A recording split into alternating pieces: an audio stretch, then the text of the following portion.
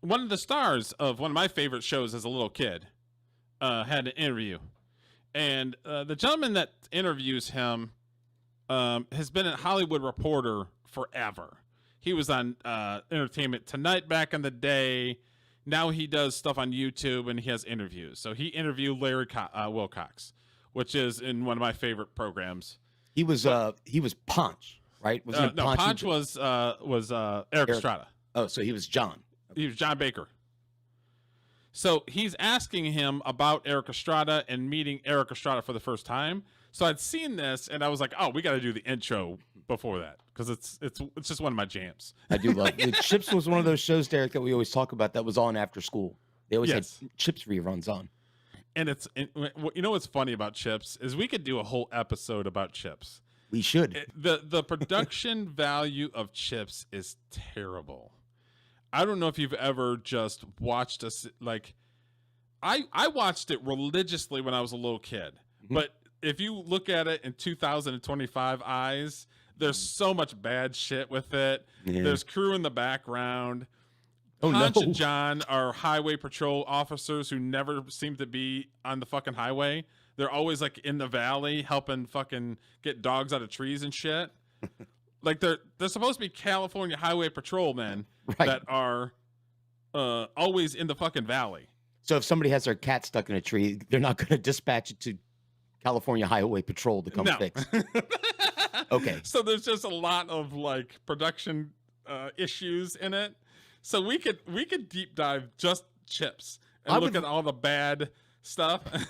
With your eye, since you're a movie guy and a movie producer and actually did one, there are lots of times in our discussions you're like, oh, this sucks. I noticed this. And I'm like, I would have never, ever noticed that. We should do, well, never mind. I'd like more of that, Derek, of you just roasting shit like, God damn, that boom mic's fucking in the wrong spot. Or, you know what we should do is, and we can add Chips to it, is we can do an episode where it's just pointing out bad television or mistakes in movies. You would be great at that. You do a segment, Derek's movie fuck ups. Dude, I could talk about the shit all day. So we could just dedicate a show to that. Mm-hmm. So maybe I'll start doing like with those polls to see if people would be into something like that, where we just roast fucking bad television and shit. Yeah, that'd be pretty fun. I'd be down with it. And so, all kinds of shit about it, so it'd be fun. Yeah. Okay, so let me blow this up and then we'll play Larry Wilcox. You and Erik had great chemistry on air. Yeah. Indeed we did. We're actors. Are you telling me it wasn't that way from the beginning? No. Well, it was, again, another evolution, a chronology of toxicity, if you will, and, again, lens issues. At the time, it seemed to me like I was working with the biggest egotistical asshole I'd ever met in my life. Swagged in and out of the toilet, swagged on the set, boast about his feathers, his hair, always primping for makeup. The Ponch did have some good hair, though. He did have good hair, but I remember when this show was covered in People Magazine, Us Magazine, TV Guide, that was the overall narrative on Erik Estrada, is that he was just a pompous piece of shit. Oh, really? I didn't know that. All the gossip columns back in the day, it was all like this jackass and all full of himself. So, yeah, it's not surprising to hear this guy say this stuff. It is pretty funny, some of the stuff that he used to wear, like skin tight, like pants that showed his. It's like, bro, and then he'd be wearing like with the chest hair out and shit. It's Hell like, yeah, bro. I don't know if that was a choice of the set designers or if Erik Estrada's like, you know what, I'm gonna wear this tight shit. I guess it's Erik Estrada, and he probably got laid from wearing it too. So who gives a shit what fucking Larry Wilcox thinks? Yeah, he was getting pussy everywhere back in the day. Yep. This man probably did too. He's just not wanting to admit it. Like Chips was a big deal back in the day. Hell yeah, it was huge. That and Emergency. Do you ever remember Emergency? I never watched that, but I do remember it. I remember the commercials for it. I think I've told the story before on Dave's channel, but I don't know if I told it on this channel. So I was huge in Emergency, and then Chips came out a few years after Emergency. Mm-hmm. And the cops came to the house one day and knocked on our front door. and was my mom answered the door just like why are you here? And they're like, well, somebody called 911. And she's like, I didn't call 911. That was me and my brother playing on the phone saying, emergency, emergency, 911. Oh, no. The fucking cops came to the house. You were probably, they're like, yeah, we're here. We heard your son Derek's kicking people in the balls. Which you did from your movie. So the cops showed up at the house because we were playing on the phone and calling 911. Emergency, emergency. We'll say I got grounded for a few days.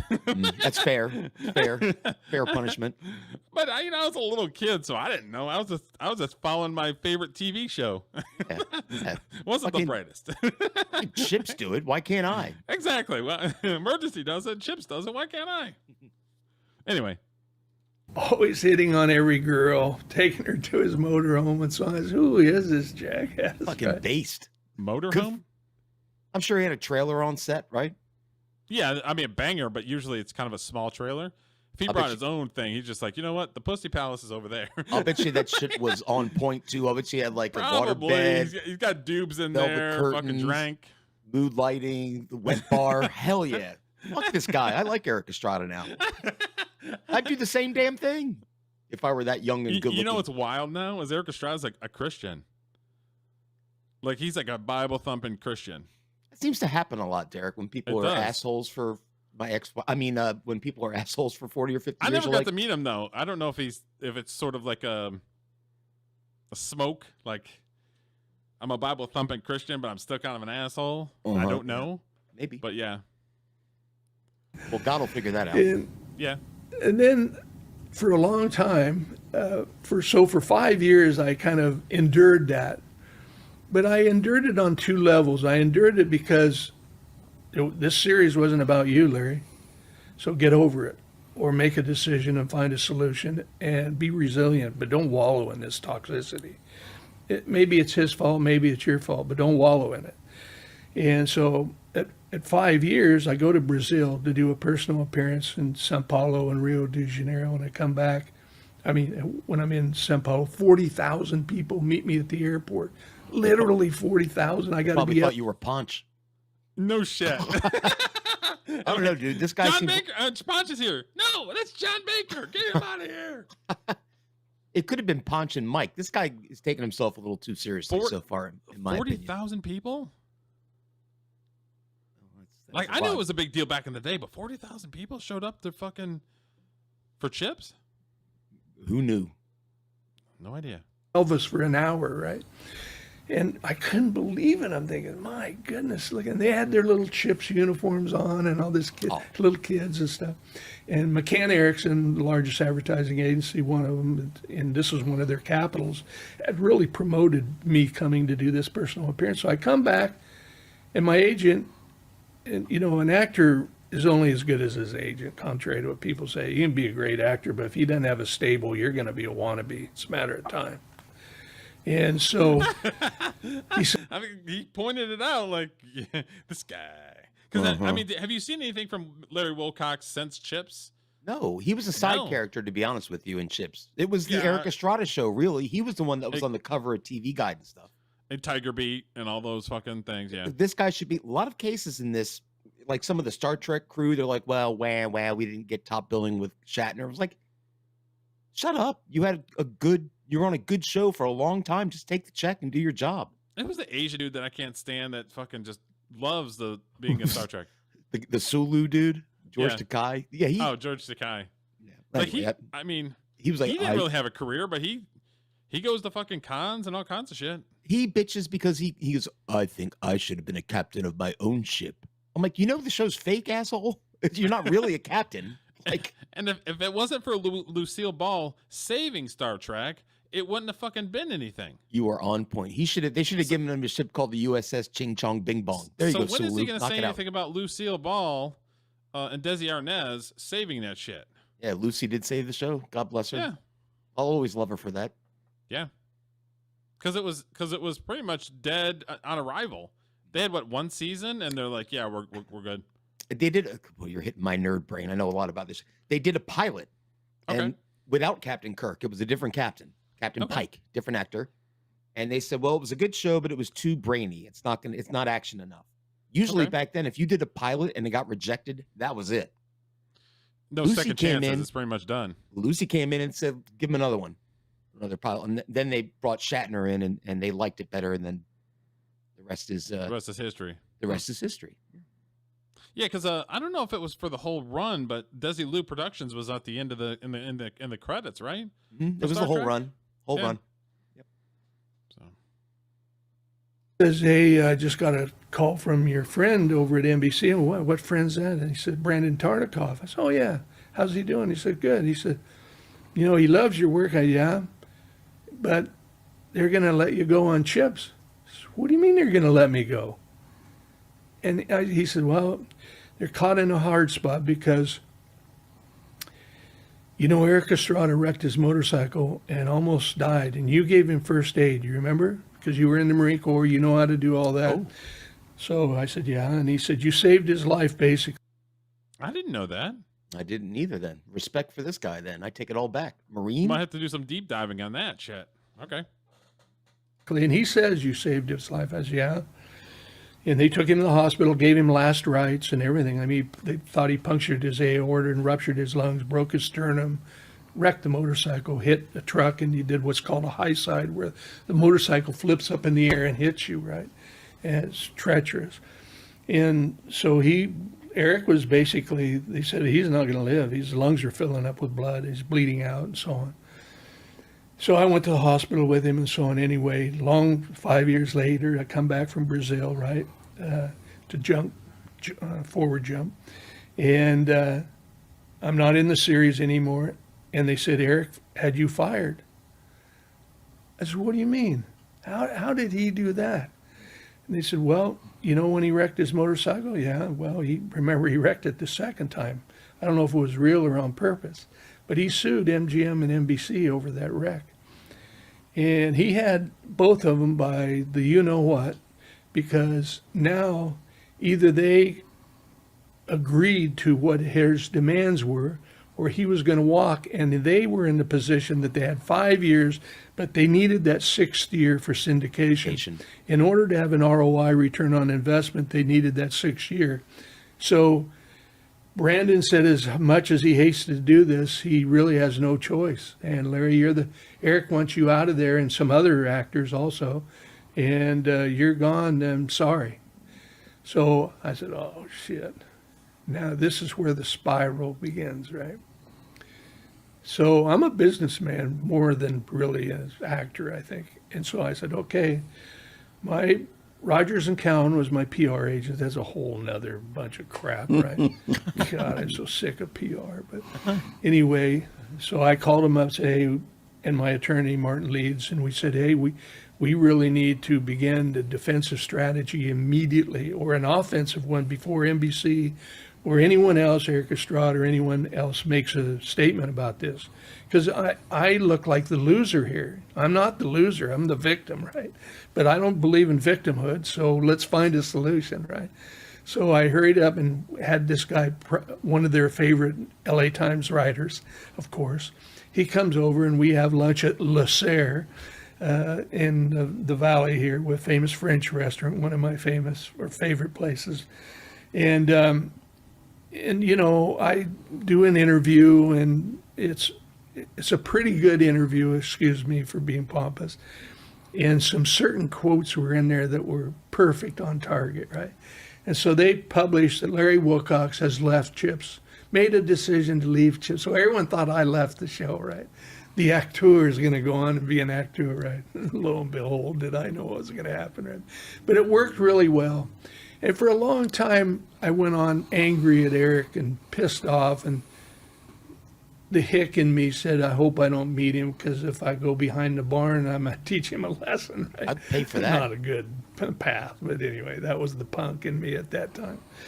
And I apologize. So I go 5 years, and I sit down with the producer, Cy Shermack, who says, I said, hey, I wrote these 2 scripts.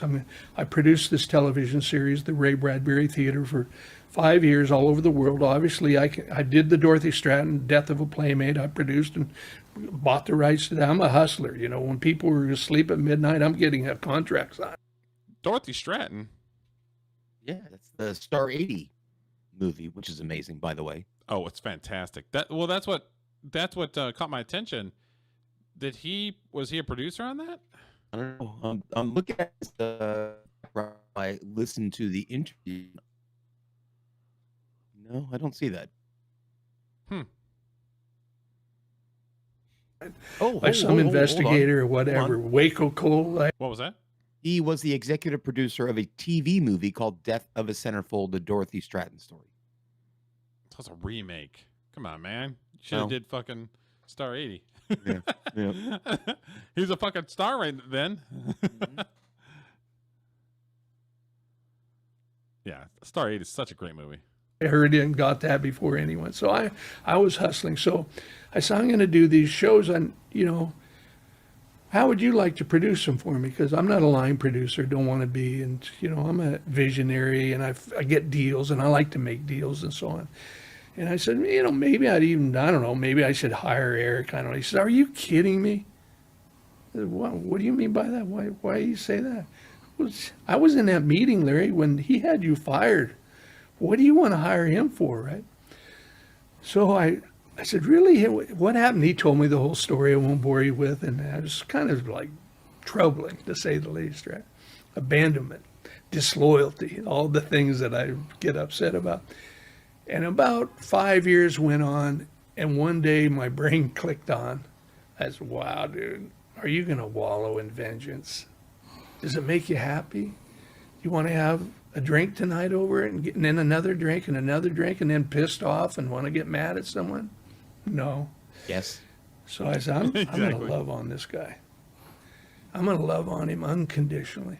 Don't fake it. Either you do it or you don't. And if you can't cross that line, don't go there, because that's manipulative. So that's what I did. I just became his best friend, said, hey, buddy, how you doing? What can I do to help you? And any stage that he wanted to upstage me, I helped him. He always gets all the girls, no problem. Get with Ponch, you do the photo with Ponch. He'll want to do that. I just compromised, submission on every single level. And I got back all the rewards. Now we have a great relationship and we have lots of fun. I realized that my new lens, when I look back, is that he was a New Yorker from Harlem, grew up in a tough, broken family, a victim of that, no trust, no Hey, boss, loyalty. please. This motherfucker, I just looked him up. He had a lot of candy on his uniform, as they call it in the military. Got Okay. Army commendation, this, that, the other thing. He fought in the Tet Offensive in Vietnam.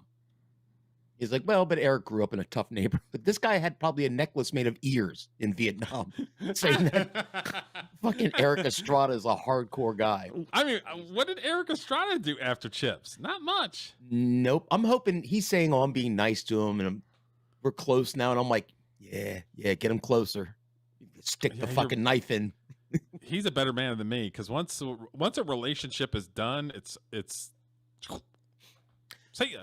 See, I'm like him. If I don't care about somebody, then I really don't care. So if they want to chat, I'll chat. I just don't trust them anymore, but I'll still engage with them. Yeah, you're a better man than me. No, Once no, it's no, done, not true. Not true. It's a life's too short. Women is the same thing. Once I break up with somebody, done. I don't play this makeup breakup bullshit. Mm-hmm. Yep. I don't understand. I've never understood that makeup breakup shit. Well, when you're like, I hate you, I love you. I hate you, I love you. that happened when I was like 16. That happened on occasion, but not as an I adult. mean, 16 is different than Yeah, somebody who's a full grown adult doing it. People do that shit all the time. Mm-hmm. No, I agree. It's I don't think I've ever broken up and gone back with somebody after the age of 17. Well, because you can never take it back. You can never be like, you know That's right. what? That one time when I called you a cunt, Mhm. I take it back. Like I did there is try no that. taking it back. I did try that in my second marriage. It didn't work. But she was being a cunt, though. So You tried to take it back? I just apologized. I'm like, I'm sorry. I should have said, well, you were acting like a fucking cunt. What did you expect me to say? Yeah, unfortunately, you can't take it back. Well, I've got 37 years of marriage in me, so you're going to slip up every now and again. I slipped up. They can't all be winners. Nah. You know, all the things that screw up personalities. And why are you taking it personal? He was fighting for his life to be the star of the series, and in a way, you were in his way. He didn't need any parasitic drag. He needed to move forward. So I actually enjoy. Now I watch him as a spectator, and you know, like all of us, I see good and bad in Erik Estrada, but a lot of entertainment. He's an entertainment that loves to be an entertainer. So I'm going to tell you a little secret about divorced men, Derek. Sure. It's a certain, you know how gay people have gaydar? Yes. Divorced men have whatever it would be, divorced dar. I saw Divorced him. Dar. I saw him. He was talking. I'm like, ooh, he just kind of looks like he's been divorced at least once. And then I saw his little beer belly. I'm like, okay, maybe that. And then I looked at his hand, like no ring, and then looked him up. I'm like, yep, twice divorced. You could just, if you've been divorced, you know. You could just tell. Divorced Dar. Yeah. But God bless him. Fucking fought in the Tet Offensive. Fucking Marine. Good for him. So he could literally murder somebody if he wanted to back in the day, probably. That's why I'm hoping he's being nice to Erik Estrada now. He's going to trick him into a sense of false security, and then he's going to get him behind the barn one day and Put him in the wood chipper.